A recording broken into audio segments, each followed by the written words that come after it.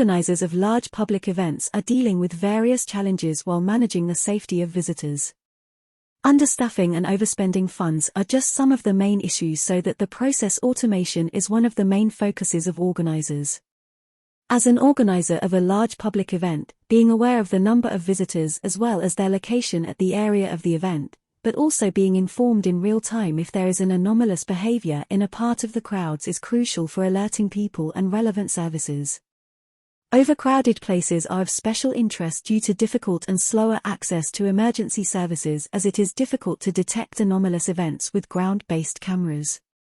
Due to the limited visibility, I would like to have an option to see a live stream from drone camera accompanied by audio recordings from the ground that could help to localize human presence in a specific area.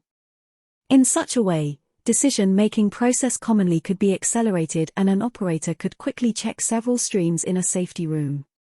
We can choose a camera from the list and go to the video stream widget. Video and audio streams are anonymized. Also, EdgeSec-TEE component facilitates the trustworthy and secure execution of applications that handle sensitive data.